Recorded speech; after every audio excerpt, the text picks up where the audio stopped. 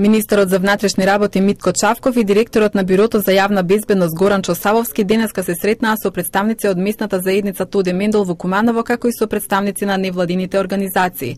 На работната средба се разговараше за теми кои се од заеднички интерес, односно за безбедноста на заедницата, но и за фундаменталните права и слободи на граѓанинот. Беа отворени теми и за јавниот ред и мир, за сообраќајот, за криминалитетот во Куманово. Ги отворивме темите за јавен ред и мир, за сообраќај, за криминалитет, оние конвенционални форми на односно конвенционални безбедносни форми кои секојдневно ги чувствуваме како ние полицијата, така и граѓаните, и не тангираат заеднички.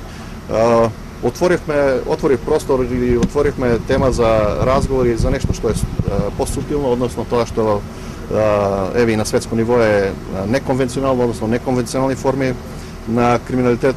Зборувавме за многуте променливи форми на радикализација, на насилство, на тероризам, бидејќи и ние како Република Македонија, еве и на локално ниво, во рамките на Република Македонија, односно на национално ниво, не сме имуни на овие состојби. Куманово како мултиетнички град после полициската акција за разбивање на терористичката група уште еднаш го положи испитот на соживотот и добрите меѓусоседски односи во градот, велат од местната заедница Тоде Мендол. Надлежните побараа со обештетувањето од владата да бидат опфатени уште десетина семејства чии куќи настрадале во акцијата.